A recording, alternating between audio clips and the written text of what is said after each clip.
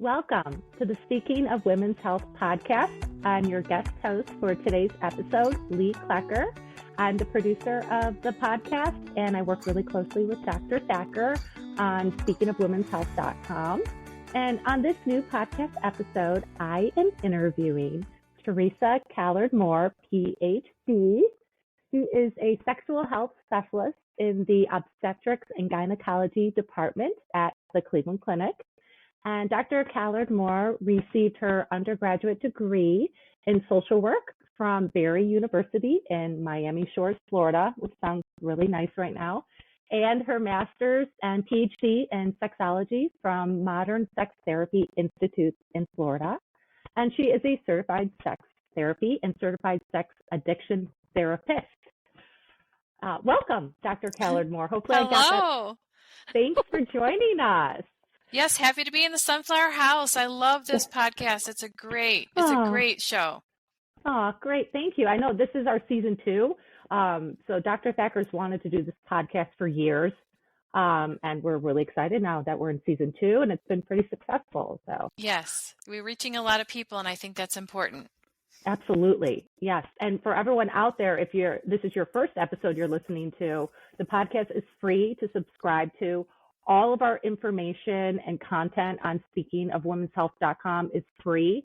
And we have great guests that come on the podcast and that do columns and blog posts for us with really important women's health information. So check it out if you have not already.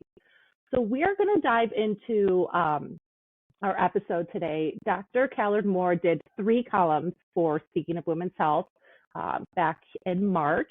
And so we're going to go through those columns and get her insight and her expertise on a lot of these important topics about sexual health in women. It's it's a topic that many women probably don't talk about a lot. So I think it's important for us to get this information out. So your first column you wrote for Speaking of Women's Health was about sex therapy and how it can help common sexual disorders. So can you just give us a brief background on what is sex therapy? Sure. It is a little confusing because I think there are some TV shows out there like Sex, Love, and Goop where you see sexologists who are actually touching people and, doing things. That is not what sex therapy typically is. Okay. Sex therapy is under a licensed mental health practitioner. So clinical social work, psychologist, licensed limited professional counseling. That doesn't involve any sexual activity. I feel like that's an important thing, right, to put right out there so people know the difference. Absolutely. Yeah. So I am a trained clinical social worker, and it is traditional therapy as the basis, right? Mm-hmm. So it's as you can imagine, regular therapy, depression, anxiety, couples therapy. But I have gone through extensive training to learn more about sexual health and sex addiction too. Mm-hmm. So oftentimes those topics, even in regular therapy, just get skipped over. They don't get talked about enough, and all the things that happen in regular therapy are very important, right? Because if communication is terrible, sex is already terrible. So we need to talk about all those things. But sex therapy, it has its own information and nuances, and it's ever growing, ever changing. I've been studying it for 30 years, and there's so much I still do not know, because it's always changing. But anyway, that gives you the gist of what sex therapy is, right? Can I go into the next question probably is, when would you go see one, right? Yeah, you got it. You're reading my mind. Yeah. Most of the time it's really feeling like you're not normal, something's wrong. Why do I think this way? Why do I feel this way? Why don't I feel this way? Right? It's a lot of that. And honestly, if we had appropriate sex education in the United States, a lot of those questions would be answered. You're right. Really, there's a serious problem about that, and that's probably a whole nother show. But if we had enough education to feel normal, then all the other questions would be much more specific, and we would need to seek out someone like myself. A lot of the patients that I see are having medical issues that are directly affecting their sexual health. If they have a vulvar pain or difficult, cancer in the vulva, menopause, painful intercourse, anything like that, those are the types of things that I would see here at the Cleveland Clinic. In my private practice, it could be anything from desire shifts, like your partner wants it more than you do, which is probably the number one thing that I saw in my private practice. Premature ejaculation, erectile dysfunction, difficulty orgasming, anything like that, right? That sort of spans, male, female, persons with vulva, persons with, male assigned birth, female assigned birth, what's going on for them, and trying to help people connect and mostly feel pleasure. Right. I mean, so it's a physical and a mental. Absolutely. Right. Absolutely. It encompasses all of those things. Yeah. Yeah. So what are some, I know you briefly just touched on this, but I guess maybe what are the top 2 sexual disorders that you do treat? Desire discrepancy, or just low desire in general, is the number one. Number one. Yeah.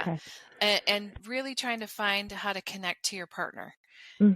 Because not everyone is sort of wired the same. And as we go through our ages and go through our relationships, it starts to change. Those would be the number one issues that I see. Aside from that, and Dr. Thacker did bring this to my attention, is worrying about your partner. And I hope we do another show about that. But what happens when your partner is the one struggling? For example, women whose husbands are having erectile dysfunction or premature ejaculation or low desire, and they're not maybe talking to a doctor about it. I feel like that is also a number one thing that your listeners would like to hear about. Maybe we'll get to that in another show. Yeah, sounds good. And so do you think the desire, the low desire, and these disorders that you're talking about happen more as women age, or do you see all ages? I see all ages. Okay. I do think spontaneous desire happens easier for younger people, where you just, you're driving around and like, I'm feeling randy. I'm feeling excited right now for no reason whatsoever. That does tend to happen for younger people. Okay. However, I do see some young people who are coming in saying, I've never felt that way. My friends are telling me this and I don't feel it. So what's going on? Right. So then we look to see what's going on and is there a physical, emotional trauma, something going on that's imbalanced there. But as we get older, as we, have families that we're taking care of, we're working, we're taking care of our elderly parents, we're tired, whatever. Yes. Desire starts to be that desire starts to feel like it's tanking out. Really, what's normal is responsive desire. So if we're missing that I'm burning hot for you, baby feeling, but responsive desire is always typically there. Where and I can go through a couple of models. I thought we might get to that later in the show. I don't know what order you want me to go in, but there's ways that we can kind of kick the body into, getting a desire response, but it means deciding to engage and be close and start something. And if we're not feeling that original desire, we avoid those. We're like, I'm not feeling that. So I'm just not going to kiss you hello, kiss you goodbye, cuddle with you on the couch because I don't want to give you the wrong signal. So pretty soon we're avoiding intimacy altogether. Yeah.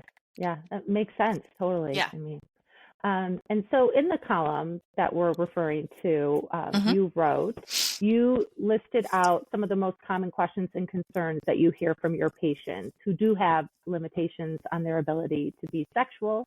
So I wanted to go through a lot of those questions. So I think our listeners will definitely relate, and then you can provide your answers, and I'm sure we'll find them really helpful. So the first concern was, I don't have enough blood flow to the clitoris. So your response to your patients is normally? We'll be back after a quick break. Are you anxious about aging in the home? I know I am. For myself and for family members who need or will need care in the home. I've put together an informal podcast where I ask the owner of a home care company, her nursing leaders, and a variety of guests about how caregiving works in the home so that people can stay in their homes longer. We talk about everything from innovative thinking to basic tips in a conversational style that is optimistic. The podcast is called Keep Me Home Longer. Click on the link in the show notes or search for the podcast name, Keep Me Home Longer.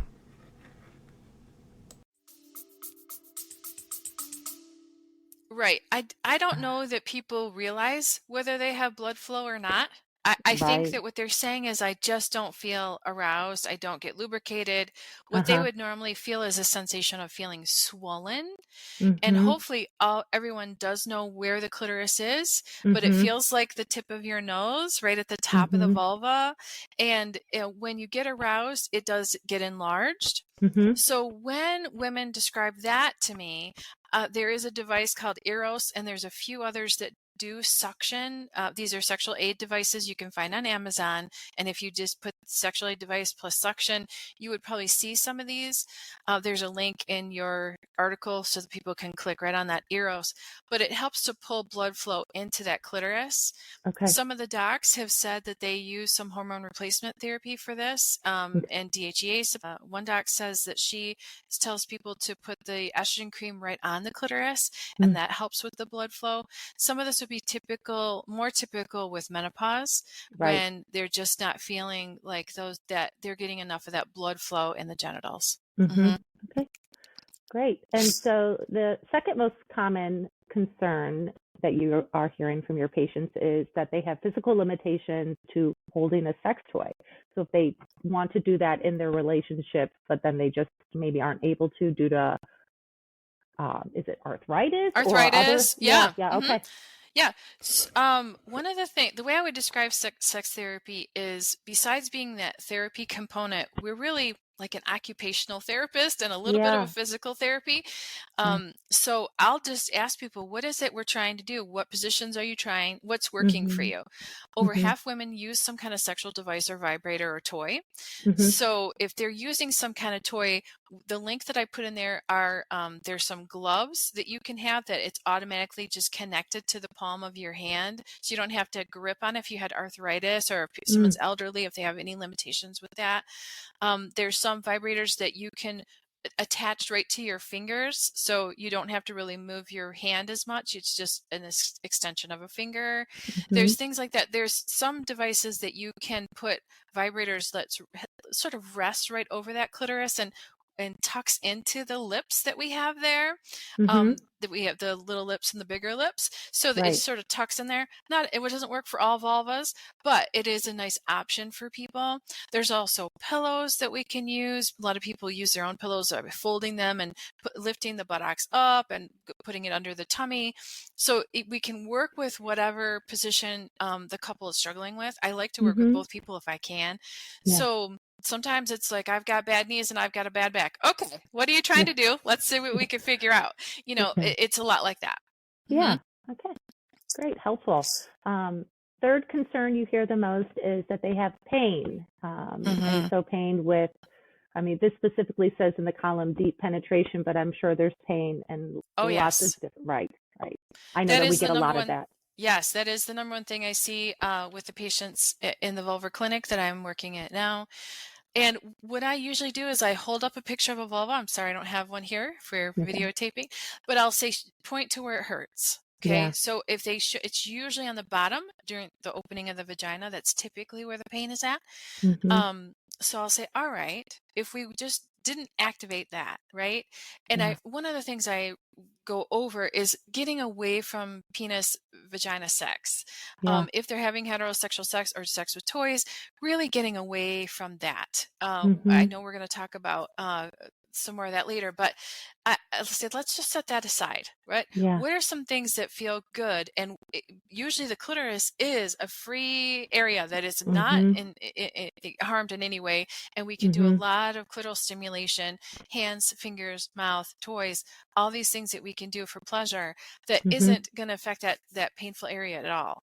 Now, the doctors do have creams that they provide for the patients, and they can help to either soothe that, heal that tissue, get hormones back in that tissue if they're able to do that, Mm-hmm. sometimes numbing that tissue so we can Mm. get through a little bit of that stingy feeling, Yeah. and then get to the pleasurable part. Yeah. Sometimes I'll work with the patient to work with a dilator or a toy to get past the stingy feeling, and Okay. then bring their partner into the room and then continue on, right? So Yeah. and go ahead and be sexually active. So again, it's a lot of that script. How do we fit these things into the script? Mm-hmm. Mm-hmm. Great. And you touched on this earlier when you talked about pillows and positions, but that a major concern is that they can't find a comfortable position. So if there's any elaboration about that you'd like to share. Yeah, just really being mindful. I want caregivers to be aware of just ableism, that people Yeah. are still very sexual beings, and Yeah. if they're disabled or if they are elderly, that doesn't mean they're not sexually active with themselves or other people. Sure. So just the fact that we're bringing these things up and asking about it, and at least have a few resources of where we could send people. I talked about love bumpers in the article. Yes. There are places that you can go that can help you continue to be sexually active. Yeah. And no, this is great. I mean, for patients and women who maybe aren't ready to take that step in talking about it to either a therapist or sometimes probably their physician. I mean, at least we can provide them this content online, and maybe that will give them the next step to if they need therapy or if they need to talk about getting some sort of treatment with their physician. So, no, it's wonderful. We're so glad to have you, partnering with us. And so we talked about this as well. Can a sex toy help with my pelvic pain? And if it hurts during intercourse, what can a patient do to, have it be a little bit more comfortable? Yeah, I highlighted Mystery Vibe. They have a couple of different sexual devices that actually tilt and turn, they bend. So you can bend them where you need to bend them if you're using them on yourself or if a partner's using them. So, and if, let's say you had one side of the vaginal canal that was too tight, there's a magic wand that you can use that can do some pressure point. And they told me that they use that in pelvic floor therapy. So I'm trying to carry over and coordinate with the other departments that are giving these women education about how to help heal their body and get their sexual health online.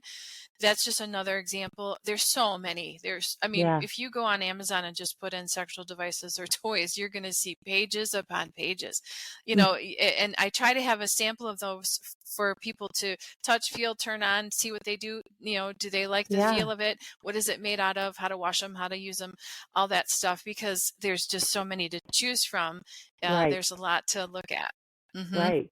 And and that ties into also the second column that you wrote for speaking of womenshealth.com, which was everything that a patient would need to know about vaginal lubricants and moisturizers, which kind of go hand in hand with devices and aids and absolutely. You absolutely need the lubricants for sure. Moisturizers are for those folks who are having a lot of dryness. This comes with menopause or surgical menopause, cancer treatments. It just hurts to sit. It hurts to wipe. It hurts to wear clothes. It's just dry. Vaginal moisturizers do exactly what you would imagine. They just like lotion on our skin. It just moisturizes that tissue just to keep it healthy and pliable. We don't want a lot of tearing or micro tearing. That's what people describe if they try to have sexual activity or use a toy and it tears that tissue. So we're trying to just keep it moist and healthy. A lubricant, though, is made for sexual activity. So we want to use plenty of that. And there's so many of those to choose from as well. That's why I gave a whole handout on what to look for and how to use them. Condoms, if you're using condoms, we need to talk about that. We can't have an oil base. So you can't use olive oil or vegetable oil or Vaseline or something like that with a condom, because it can break down that latex and break it. And now we're, and that puts us at risk for sexual infections and pregnancy. So this important point there. But lubricants, there's two different kinds: water-based and water-based. They're readily available. They usually are gentle on the skin, and they they are slippery, but they tend to get tackier faster. So they get kind of thick and gummy faster. Where a silicone, also good on the skin, but it stays slick longer. And people do really well with that. You just can't use a silicone lubricant with a silicone toy, right? Okay. They're okay with condoms and penises, but they're not okay with silicone toys. So that it's a little bit of a confusing thing. So people just need to know what their product is made out of and pick the right lubricant depending on what they're using. If you're using plastic or a glass, then it's fine to use a silicone. Okay. Yeah, that's really helpful. And are they safe to use for all women and men? Are there any side effects or people who shouldn't be using any of these? There's no way to say everything is safe, right? Because we have sensitivities, and the patients that I see now have a lot of sensitivities. I have a lot of sensitivities. So, I always tell people, let's try it out. Unfortunately, that's a little bit expensive, because these are $20-ish or up to try them, but to figure out what's okay on your skin that you don't get that irritation at all. That's unfortunately a tricky thing, but once people find the right one, they usually say, okay, I need enough to last, let's just buy this one and stick to it. So I recommend trying them out if you can. If you can go into an adult store, you probably can try samples. And any patients who come in to see me, I usually have 4 to 6 samples that they can try just to kind of touch it, feel it, taste it, smell it, and see how it works for them. But it really depends on your own health. You trust that if it doesn't work for you. Right. So a little trial and error there. Yeah. And so I know most of these are over the counter, and you listed them in your column, and the list is very long because and that's great. There's a lot of options. So I suggest our audience, go to the column on speakingofwomenshealth.com and check them out. Click the links and, see what would work for you. I'd love to go through that list, but we would be here for probably another 2 hours. We would be here a while, right? Yes. So, okay. And then the third column that Dr. Callard-Moore wrote on our Speaking of Women's Health website was the importance of sexual health, which we've touched on. We talked about this a lot in the beginning of the podcast episode, but I really want to dive into this topic. I think it's really important. It's something that I know I've written with Dr. Thacker for the last 12 years since I've been working with her, because it's a topic that comes up in all ages, young, during pregnancy, post-pregnancy, and then of course perimenopause, menopause, postmenopause. And so can you tell us why sexual health is so important for women and men and, relationships? Absolutely. We are hardwired to be sexual beings. Hardwired. Okay. Now, that doesn't mean we all have to be active sexual beings, right? There are people who are asexual who choose not to be sexually active in some form. That's still a normal part of the scale. Okay. But we are hardwired, and we cannot ignore that. It directly influences our relationships, our quality of life. And so that's why it's important to bring it up. But because it's a part of our health and well-being in general, but it's not brought up. We are not talking about it nearly enough. Not nearly enough. I already touched on sex education. It's not really talked about in families. It's not really talked about in school. The only thing they talk about in school is reproduction. That's it. And diseases. No talk about pleasure. All of you women who are listening, when you took your sex ed class in school, your health class, did they even mention the clitoris? I don't even think it was on the diagram. No. They didn't talk about it. They don't even, there's no mention of pleasure whatsoever, but yet it drives us. It's innate. We can't get around it. So the fact that we have a talk about why it's important is even ironic, right? Right. Of course it is. Right. Yeah. It's part of our health. That's why it's called sexual health, physical health, mental health, sexual health. Yes. And it's a very important part of a relationship. Yes. Our quality of life. So that's how I would phrase it. It really is a quality of life. It's inherent in our continuation of life. If we don't have sex, we will perish as a species. But it's not all about reproduction. Pleasure is the focus, and that's what I want to talk about a little bit more. Yeah, absolutely. That leads us to the next question I have is, in the column you talked about pleasure gap, which I've never actually even heard that term before. Mm-hmm. So if you would, share what that is. Sure. I've already mentioned the penis vagina focus in the Mm-hmm. movies that we see. I literally yell at the TV screen or the movie. Like he grabs her and he kisses her and he throws her on the bed and he starts pumping away. And I would just yell, "She's not even lubricated. What are you doing? There's no way that's working, right? Right. There's no way." I mean, I'm not saying some women aren't ready for that, but Yeah. the majority of us take about 15 to 20 minutes to warm up. We're like ovens. We take a while Mm-hmm. to get warmed up, right? Right. We're not, men are typically wired to be microwaves. A few minutes, they're ready to go. Okay. Women are not. Okay. Okay. Anyway, we're so focused on that penis, vagina, touch here, caress here, insert.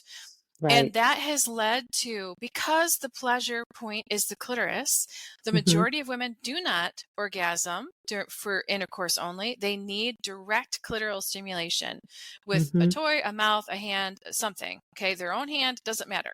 So there's all these things that we need to do to even get there, right?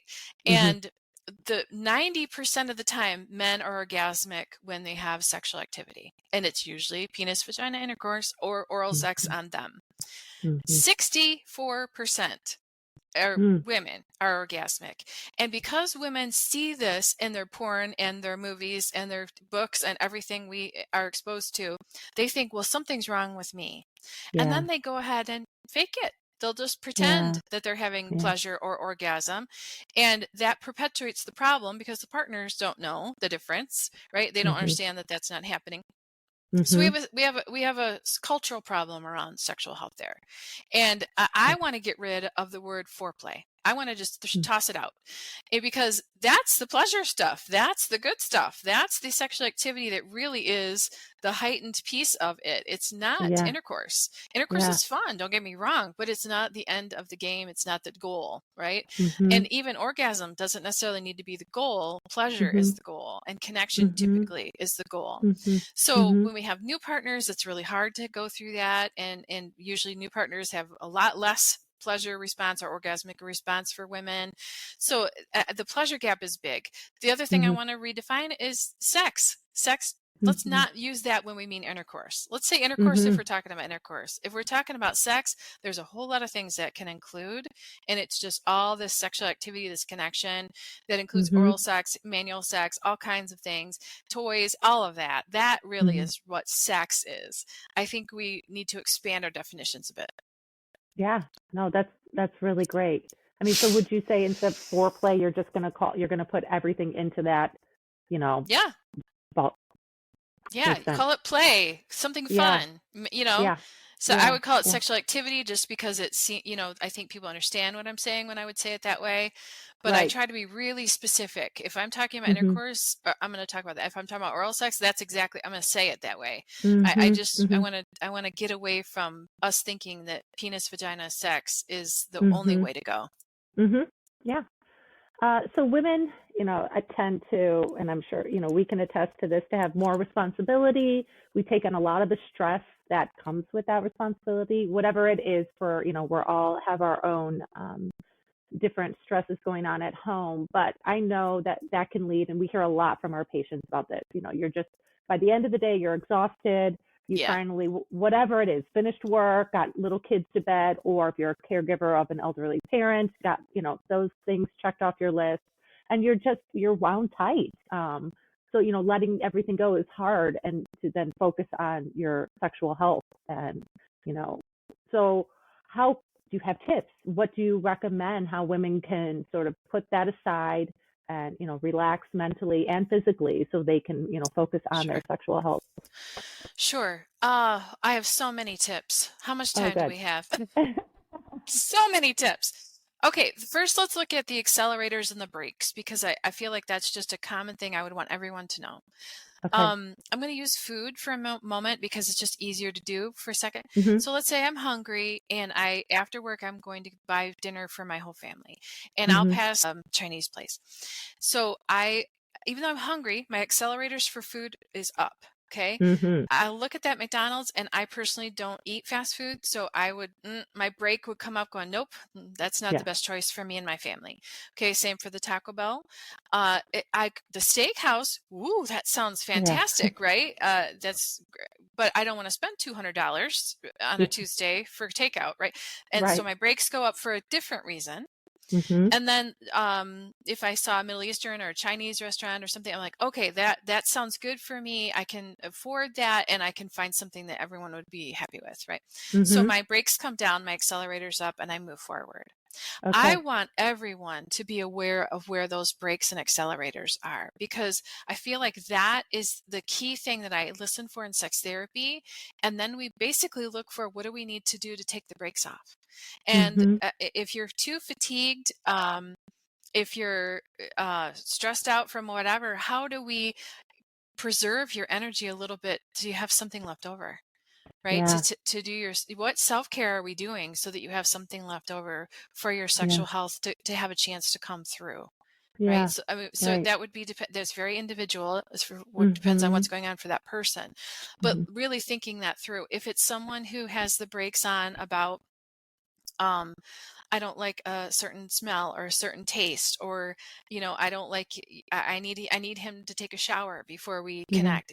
There's certain things that we go, okay, let's build Yeah. that into the script then, right? Mm-hmm. Let's work Mm-hmm. that into what you need to do.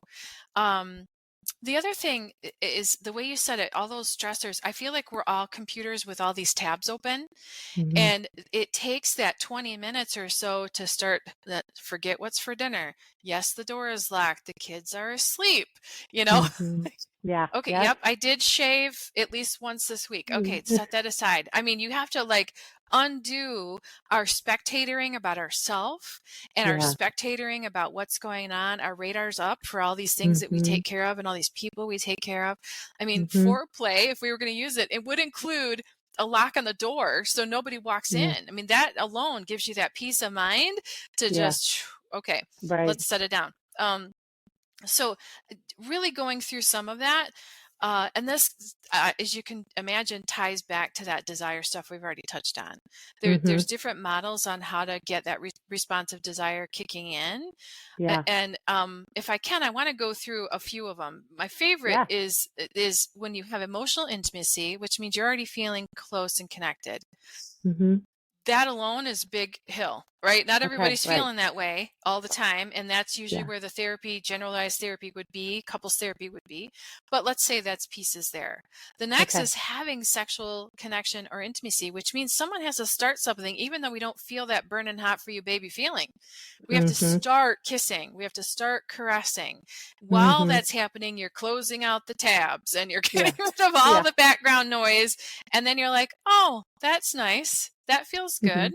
good. Let me start focusing in on that. It's almost like a concentration thing, right? Mm-hmm. And then the arousal can be psychological, which means I'm happy we're doing this. I'm consenting to doing this, right? We can have a Mm-hmm. whole show on consent too. But let's Yeah. say that where I'm consenting to doing this, I want to be close to you. This is a good choice for me. It's a good choice for you. Mm-hmm. That's up here. That's Arousal's the a lot in mental the part. head. It's Mm-hmm. not necessarily on the genitals. Okay. Physiological arousal can happen too. Like you start to get swollen, you start to get aroused, you start to get lubricated. You may or may Mm-hmm. not be orgasmic. So Mm-hmm. that piece can happen too, but you might stay psychologically aroused the whole time. Like, this is Yeah. nice. I'm glad we're Yeah. doing this. This was pleasurable for you. It was okay. It Yeah. might be more of a maintenance sex kind of connection, but I'm Mm-hmm. glad we did that. And I feel closer to you now that we've done that, right? So the Mm-hmm. reflection of that is, I feel good, I feel connected. That's going to lock into my brain as a good choice. Maybe when it comes up again, I'll think that's a good idea when it comes up Mm-hmm. again, right? Right. So when all those pieces are happening, spontaneous desire can kick in. It might kick in at the Mm-hmm. end. It might kick in the middle. It might kick in right when you start. But that is a nice model, because I feel like understanding that, a lot of Mm-hmm. women go back to not feeling broken. Like, why don't I feel that Yeah. burning hot feeling anymore?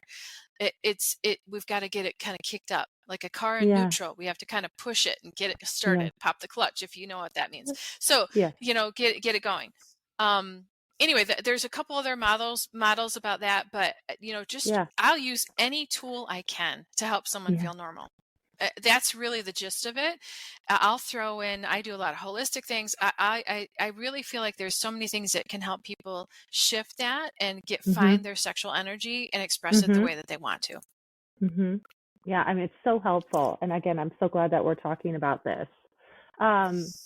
Before we kind of wrap up, I know you probably have a long answer to this, but do you have any other top tips or advice that you think is really important in this episode to share with our audience? We covered some really important pieces here. Yes. So I'm glad we covered so much. If I could design sexual health, and this would be taught in schools, right? I would design it much like the kink community does their sexual activity. First of all, I want all of us to have adequate sexual health education. I feel like it should start at birth, and it should never, ever, ever stop. And I want us to be talking about it in every facet of our life with every healthcare practitioner we have, and include it in our lives all the time.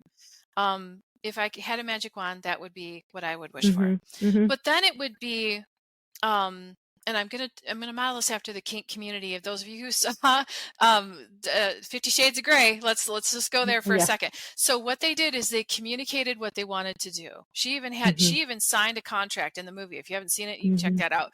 But he goes through all these things, and she says, "I'm okay with this and this, but scratch this. I'm not doing that." Yeah. If we had an agreement about what kind of sex we wanted to have, right? How wonderful that would be.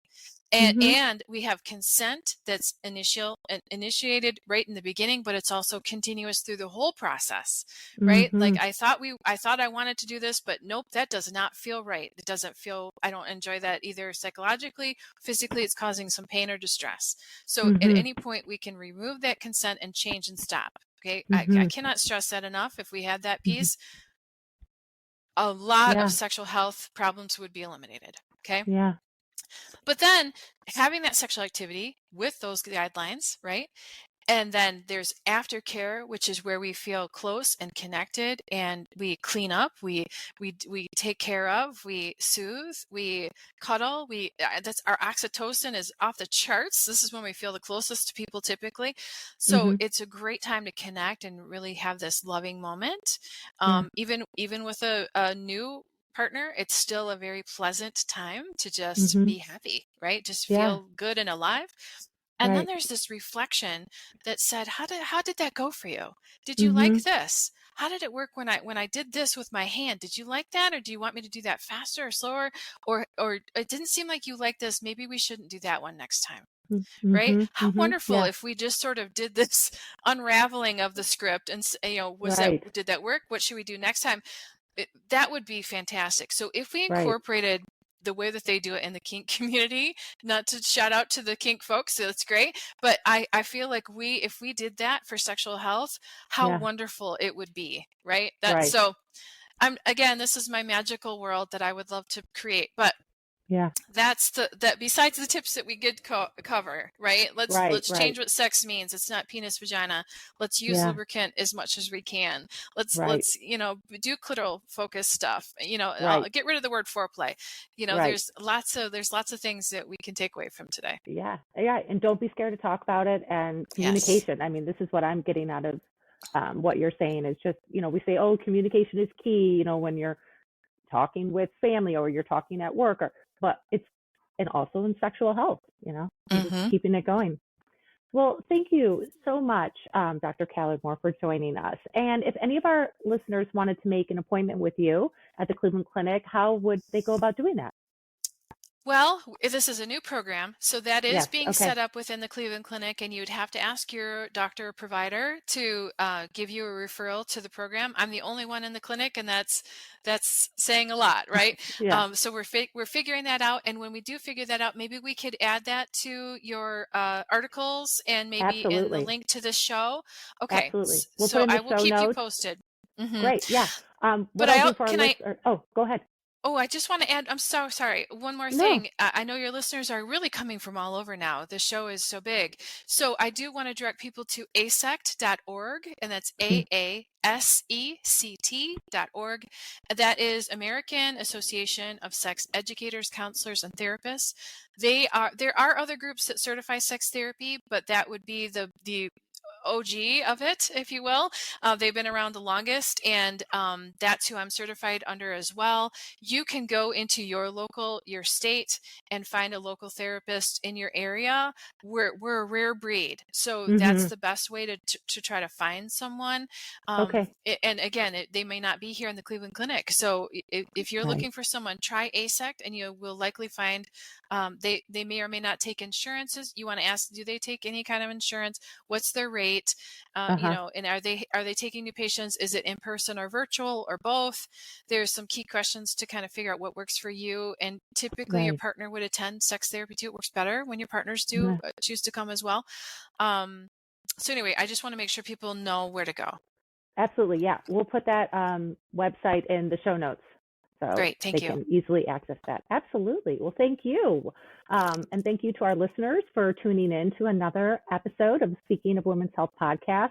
And we're so grateful for everybody's support. And we hope you will consider supporting the podcast by sharing it with others, donating to our nonprofit, Speaking of Women's Health, or just leaving a 5-star rating on this episode.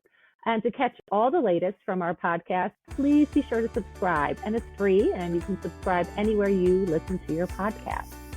And one new thing we've added, if anyone out there has a question or topic that they want to hear in a future episode, fill out our Contact Us form on speakingofwomenshealth.com, and we will add that to our list of potential topic episodes in the future. So thank you, everybody, for listening. And thank you, Dr. Callard-Moore, for joining us. And we will see you all next time in the Sunflower House. Thank you, Lee. And thank you, Dr. Thacker. Thank Take you. care, Bye. everyone. Bye.